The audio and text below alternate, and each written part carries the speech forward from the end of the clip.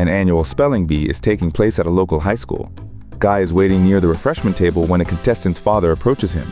He asks Guy which kid is his, and Guy tells him to screw off and shocks him by saying he's a contestant himself. Guy takes a seat on stage, and when the kid next to him tells him the seat is only for contestants, Guy insults his weight. The judge notices Guy and confronts his legitimacy in the contest. The judges confront Guy outside. He hits them with a loophole from the rules of the contest. Even though he is 40 years old, Guy is still allowed to be in the spelling bee because he never finished 8th grade. The judges try to fight back, stating that he also needs to be sponsored. But Guy is prepared, and his sponsor shows up to verify his legitimacy. Jenny is a reporter and threatens to sue them and prevent all the kids from qualifying into the nationals if Guy is not allowed to participate. With their hands tied, the judges allow him to compete.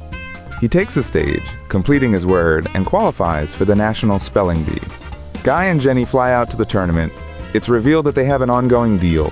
She will pay for all the expenses for this trip, and he will have to explain why a 40-year-old man is trying to win this tournament that's meant for kids.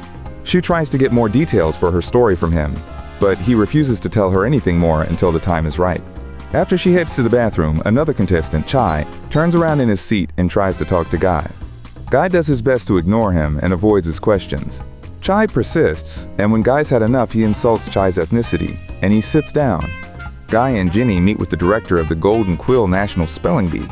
Being a former spelling bee champion, she disapproves of Guy's attendance and asks why he is here to embarrass himself on national television. Guy does not spill his secrets, and she reluctantly hands over his contestant ID. Before they leave, Guy says some choice words about her sexuality, and she mentions that she picked the room he is staying at personally. Guy receives his key and heads to his room. In the elevator, he runs into Chai, and they realize they are on the same floor. Chai barrages him with questions again, and Guy continues to ignore him. They head to their rooms, and Guy is surprised to find his room is a storage closet. He tries to ask for a different room, but the clerk tells him there are no more rooms. Guy and Jenny have a complicated relationship. They're romantically involved, but also hate that they are. After a quick workout session in the storage closet, she leaves forgetting her underwear. A knock is at his door. Thinking it's Jenny returning for her undergarment, he opens the door to Chai, asking him to open his pretzel jar. After shutting the door on him a couple times and stealing a pretzel, Chai tells him he is alone, and Guy takes advantage of his room and minibar. After cracking open some alcohol from the minibar, Chai shows him his notebook that has essentially been his only friend. Guy begins to pity him and starts to warm up to Chai. The next day, Guy and Jenny head to the tournament, when she asks him if he's seen her underwear. He is about to hand it over, but quickly changes his mind and puts it back in his pocket and lies to her, saying he hasn't seen them. Guy enters the stage, and Chai greets him before taking his seat. The tournament is televised and hosted by an announcer and Dr. Bowman, the president of the Golden Quill Institute. Guy starts talking to the kid that's gone before him and begins to psych him out. Guy acts friendly, but the kid tells him his father called Guy an unemployed bum who is trying to steal the prize money. Guy smoothly hands over Jenny's underwear to him and lies to the kid, saying it belongs to his mother and that his parents will be having a divorce soon. When it's his turn, the kid walks up to the microphone still holding the underwear in his hands. When he receives his word, he can't focus and misspells the word, eliminating himself from the tournament. Guy is next and easily spells his word. As Guy moves up in the tournament, the other contestants' parents mob the director at her office. The parents complain about Guy's involvement, and she reassures them that she will do everything she can to get him out of the tournament, even offering to step down if he makes it to the final round. Guy is chilling in Jenny's room when she asks him a random question. He answers it immediately, and she tells him that he is a genius, because the questions are from a questionnaire to figure out if you have superior intelligence. She even provides evidence of his past teacher's notes confirming this. He shrugs it off, saying the past doesn't matter. She asks about his parents' involvement, and he tells him he never met his father, and his mother hated anything education related. Guy walks back to his room and sees Chai sitting on the floor waiting for him. He asks Guy if he wants to eat dinner with him. He accepts, and they head downstairs to the hotel restaurant. While waiting to order, a contestant's parent walks up to Guy and insults him for competing. He calmly explains he's not breaking any rules and then insults her lady parts and son before she walks away. Guy offers to take Chai out to a different restaurant. Chai's father told him to stay in the hotel at all times, but Guy disregards his father's wishes and they head out to have a good time. Guy and Chai do some donuts in the parking lot. The duo also heads to the bar, and while Guy has no problem drinking at the table, he slips a shot to Chai, who's hiding underneath the counter. They buy a lobster from the supermarket, place it into the toilet, and wait outside the stall. When a man uses the toilet and gets his privates clipped, they run out. Jenny meets with a private investigator friend at a lounge. He hands over a piece of paper with Guy's information. As she reads through it, she finds juicy information and thanks her friend for the favor. After finishing their shenanigans, they grab some tacos, and Chai asks Guy to be his friend. Guy rejects him and tells him it's not bad being solo because he had no friends growing up either. Guy and Chai call it a night and head back to the hotel. Before they enter their rooms, Chai tells Guy tonight was the best night he's ever had. He asks Guy if he wants to be friends again, but Guy gives him the finger before going in. On the shuttle bus, Chai grabs Guy's attention. He gives him a toy car he stole the previous night as a token of friendship. Chai tells him he's gonna bust his nut, and Guy corrects his misuse of foul language and smiles as Chai goes back to his seat. Before the start of round 2, the director tampers with the word list. She hands the judge the new set of words and insults him before taking her seat. Guy works his magic again and begins to talk to the girl going before him. He tricks her to get up from her seat and quickly opens a ketchup packet and spreads it on her seat. When she returns, he congratulates her on becoming a woman and that he saw a lot of blood on the seat. He psychs her out by mentioning all the cameras, and she refuses to walk up to the microphone when it is her turn. She runs off the stage, disqualifying her from this round. When it's Guy's turn, the judge looks confused at Guy's word.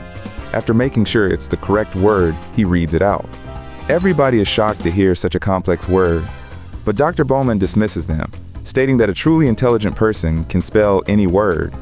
After a brief pause, Guy spells it perfectly. As the round continues, it is evident that the other contestants received easier words than Guy, but he still spells everything completely.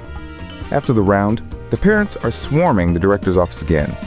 She retracts her statement of stepping down as director, but the judge walks up to her. He tells her that she has manipulated the words, and even though Guy is 40 years old, he is still a contestant, and all contestants must be given a fair shot. He fires her and walks away.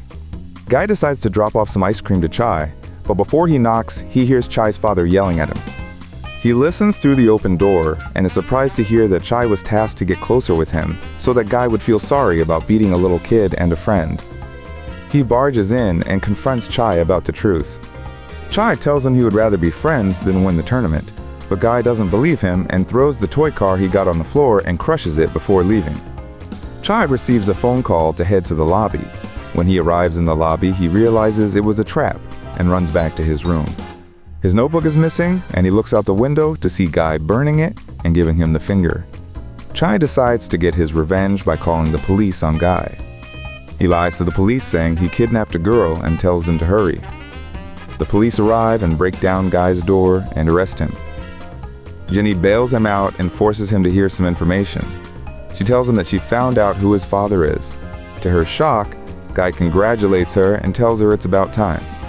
She finally understands why Guy is participating in this tournament and why he must win. Guy's mother passed away a couple months ago, prior to him entering the first spelling bee. She told him his absent father is Dr. Bowman. Guy plans to embarrass his father's legacy on national television and get his revenge. The final round is underway, and Chai says some choice words to Guy before they start. As the contestants get eliminated one by one, Guy reflects on his decision to win the tournament, and soon it's only him and Chai left.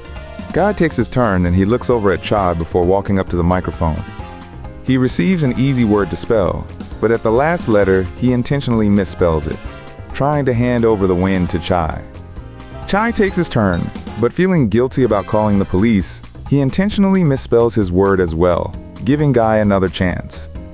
Guy tells him to take the win because he accomplished his revenge, but Chai wants him to be his friend, so he tells Guy to take the win. They both take turns misspelling easy words and trying to let the other person win until Guy frustrates Chai, making him kick Guy.